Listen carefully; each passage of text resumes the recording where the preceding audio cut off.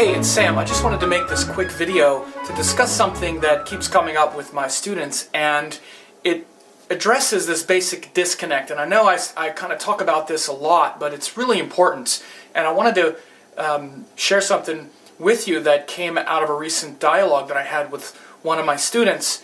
They were talking about how no matter what, there just seems to be a sort of disconnect, and asking me about whether or not, when we're talking about astrology, how much of it, comes down from above, from the planets, and how much of it comes from us, and this whole kind of apparent sort of disconnect that happens when we start to talk about astrology.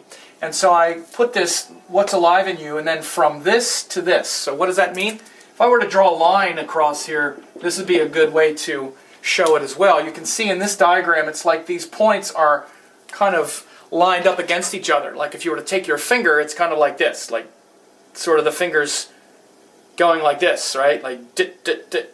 Like, is it the planets from above or is it us from below? Is it this one from above or us from below? What's making what happen? How much of it is coming from here? How much is coming from here? And again, it's this kind of frame, this sort of choice, and this kind of disconnect from that to this. And instead, we want to go from that to this. You see how this kind of fits in there now? And instead of, or even like this, so instead of it being this kind of either-or situation, which is usually the way astrology is talked about, it's often that, I'm in a dasha cycle, so I'm getting the karmas of this planet. That's up there giving me these karmas, me, and that. This whole separation, this whole frame of reference. And again, the frame, how you approach astrology, the deeper you go into a framework or a principle, the more it's going to permeate everything. It's like the seeds of the practice are planted right here. The seeds of your understanding of astrology, the seeds of everything you say to every client, to every student, the way you evaluate every single placement, like every time you see a planet, what you say about it. If you're looking at it like this, it's like the planet is a force up there that does something to me down here, and if I want to make it better, me down here, I need to do something down here to make it up there give me something I want. Again, you understand what I'm saying. It's a fundamental paradigm, a fundamental framework that most people are working with. This is some version of this. My whole approach is this. From the beginning, this is the approach. And this means it comes from us and comes from them, and we're actually the same thing. And this isn't just me. I've talked about this before, but our inner chakra system is related to the outer zodiac, the inner and the outer chakra, the inner and the outer being. This jiva, Atman, in the Indian sense, this soul, you might say, which goes with us from lifetime to lifetime, this individual soul called the jiva, it's related to the moon. It goes with us from lifetime to lifetime. This is why we generally read karmas from the moon, from the mind. This is what many of the dasha cycles are based on. Higher than that is the Paramatman, the Supreme Self, but that is the part of us that's really not in time. But the part that goes with us from lifetime to lifetime is the Jiva Atman, and that stores all of the energy of the planets. Again, planets aren't just rocks. That's the way they look, just like you're not just a hunk of meat. That's the way you look. But you have an essence and an energy just like the planets. Their essence and energy is billions of years old. They look a certain way and move a certain way, and they have formed every part of you. You are a composite of the planets. Your Supreme Self comes from the sun. Your mind comes from the moon. Your courage and self-assertion comes from Mars. Your intellect comes from Mercury. It's not just up there influencing you. It is you. It's the part of you. And you have a karmic relationship with all of them. You're on an evolutionary process with all of that. And an astrologer looks at your Mercury, for instance, to see what's your relationship with Buddhi, with the intellect. If it's very highly evolved, like if it's in its own sign or something, then you'll have great powers of discrimination. That'll come forth in speech, and you'll see the effect of that. Not because Mercury is being good to you now, It's not that. It's Mercury is the part of you that rules the buddhi, the intellect. And then Mercury, the buddhi, also has a masculine and a feminine nature expressed as Gemini and Virgo.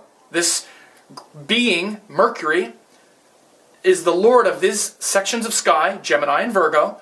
And based on what time you were born, like let's say your rising sign is Capricorn, then Gemini is going to fall in the 6th house and Virgo in the 9th house. So this is the basic structure. But the thing to understand is to get out of this thing and talk about astrology based on what's alive in you and what's alive in another person. So in my certification course, for instance, I have a lot of templates that students use to break through this sort of brain gridlock that keeps them stuck in talking about astrology as if it's some kind of disconnected paradigm. This is why I say the deeper you go, the more you bust through this part, not that's just disconnected from astrology, but that disconnects you from others when you try to talk about it. And the reason you're bringing that out is because you're disconnected from it in yourself. The first thing is you need to get connected to it.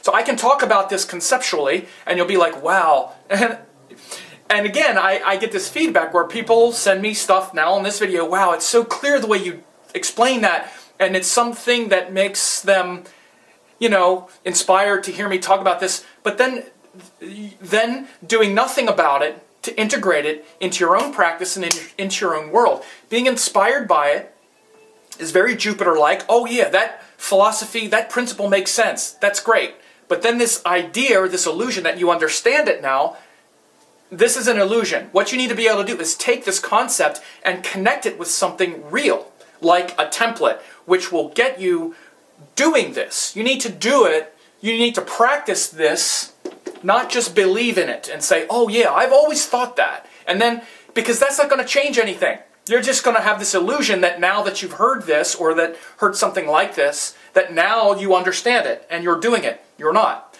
You need to take like a template and a framework and a structure and connect so that you can connect these forces up here with the forces in you.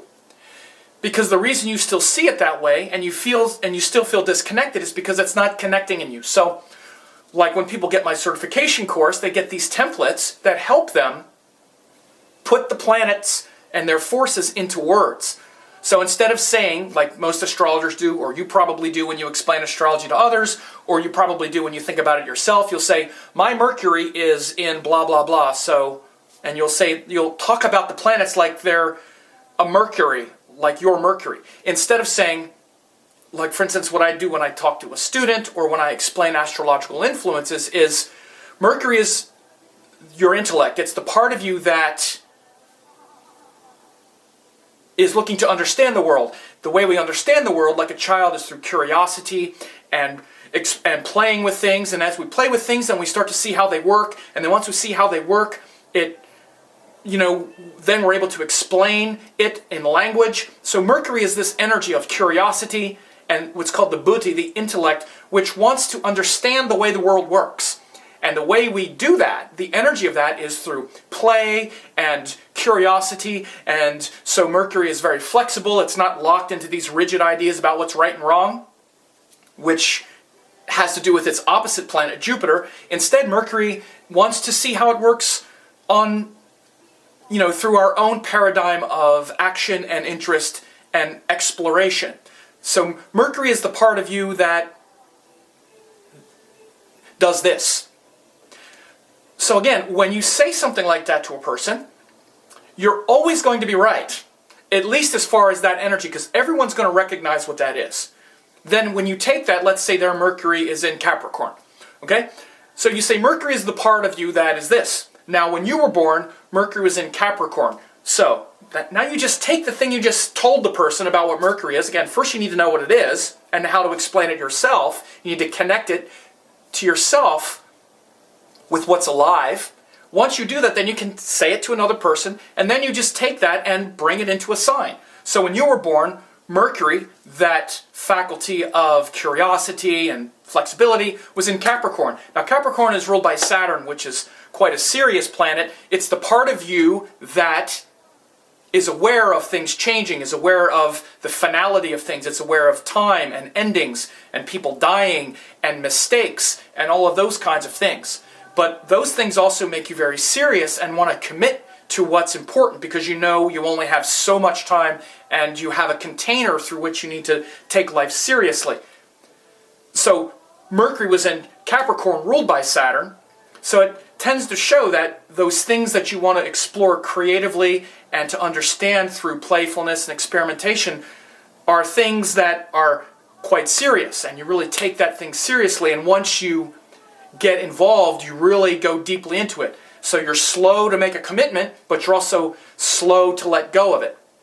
And once you do commit to trying to figure something out, you go very deeply into it. Now it might also make you hesitate with your speech and a little bit careful to say the wrong thing, and you might put too much importance on making sure everything is exactly perfect before you even say anything, so you want to be careful about that, but you're going to be very thorough because that's the nature of Capricorn. Again, you see how I just took a couple things, but you start with what's alive. You start with the planet, which is the living force. You need to know what all of those planets are, what those living forces are in you, connecting them up with what's alive in you. Then only can you bring that out and connect that with what's alive in another person. And again, what I did is I took Capricorn, and again, Capricorn is the reflective quality of Saturn, so it's more psychological and emotional. I'm just showing you a quick sort of template that my students get in the certification program, but I just wanted to explain this kind of disconnect that we have. What we need to do is connect these things up. Stop looking at the planets as things up there, or the signs as things up there. Again, in Brihad Parashara it says we are the Kala Purusha, the limbs of the Kala Purusha, of the being in time. We have this limited form that we identify with, so we then thus identify with the planets in limited form, and the astrology signs, which the planets rule, as some limited thing up there, doing something to us up there. It's not. The zodiac is an internal zodiac of, like I said, the inner chakras. Sri Yukteswar formally brought the chakras and the zodiac together in a beautiful way in the holy science. And so this inner and outer zodiac are interdependent, interwoven. You're not separate from it. You have this illusion of separateness, and this whole idea of the planet as this big thing up there doing something to you down here permeates everything astrologically for you. This is a very, very deep principle. It's a framework that frames almost everything else. So if nothing else, if you get anything from this video or my teachings at all, you want to try to really get clear around what you think astrology is, and who you think you are, because they're really the same thing. If you think you're this limited being, astrology is going to be limited, the planets are limited, there are things up there doing things to you down here. That means you're going to be saying, well, what remedy can I use to get what I want, and this whole kind of sort of transactional pulling on astrology and pulling on life. Because again, this isn't just going to permeate through astrology, it's going to be about your life. This is why I encourage people to study astrology. It's not just because, I want to be some hotshot or make a lot of money, because God knows I'm not doing that, but it's because when you study astrology, rather than just get readings or look at your chart and spin everything around the paradigm of what does it do to me, how does it affect me, you start to go this way. The me starts to be thee and thou and wow, right? Instead, it's like, I'm separate, astrology is separate, what do I get from it, how does it relate to me? This is not what we're supposed to do with really anything in life. We're meant to expand. So when you start to study it, you start to push all of that up. And instead of it being about how can I get something from it, it's how can I expand?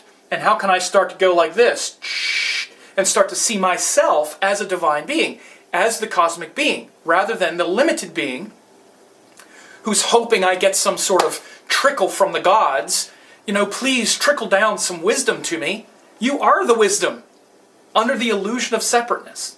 So really ponder this stuff.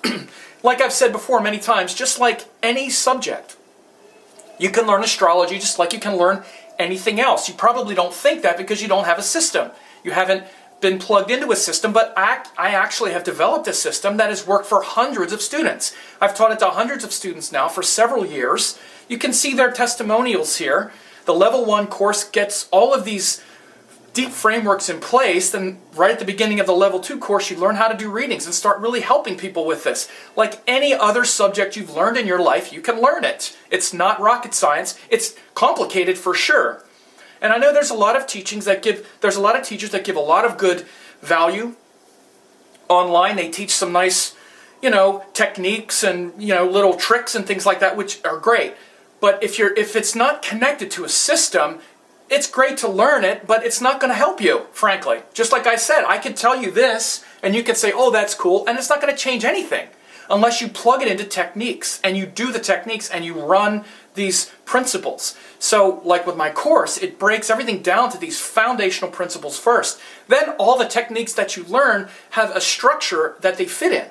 And so, again, you can learn it like you can learn anything else. Many people didn't think that they could learn before they started my certification course last year or in the years past, but once they started, they realized that they can learn it, that it's not too complicated. And plus, with my course, I actually guarantee it. You can try it out. And if you really think it's not going to work for you, I'll give you back your money. I mean, I don't want people to be in the course that don't think it's going to work for them. I've never had someone ask for their money back, but you could certainly do it. So I make it so that anyone can really learn this and at least take a chance and try it out. And so, if you have 2 to 3 hours a week, that's all you need to invest. 2 to 3 hours a week in a year from now, even in 3 or 4 months from now, you would be so far along with bringing your practice together and doing more of this and less of this, because this is going to just keep you confused. Astrology is not connected to what's alive in you. This is why you can't make sense of it. This is why no matter how much stuff you memorize, no matter how many little tricks and techniques you see online from other astrologers or whatever it is that you're doing, it's not connecting, and it's not going to. You need to be trained. You need to understand how the sciences work, how the pieces fit together. Then all of that starts to make sense. This is no different than anything else you've ever learned. You don't just grab bits and blaps of things and think it's ever going to line up and make any sense. So, I really encourage you to think about studying. And again, the other thing about the course that I offer is that classes are archived forever. You'll have them forever. So it's not as if they're going anywhere. Anyway, I just wanted to share this with you because I recently did a survey with my students and asked them their most pressing questions. This was a big part of it. And then about the course, people were saying they don't have the time, it's too complicated. These things are not true. These might be excuses to make you think, oh, I don't have the time, it's too complicated. If they are really legitimately holding you back, then you should stop, because 2 to 3 hours a week, everyone has time for. And you are smart enough to do it. If you've learned anything in your life, you can learn astrology too.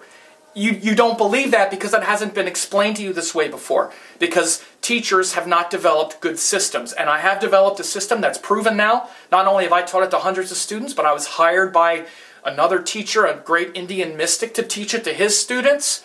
You can check all that out here on this page, but anyway, I really encourage you to think about it. I'm starting a new course here, a winter semester.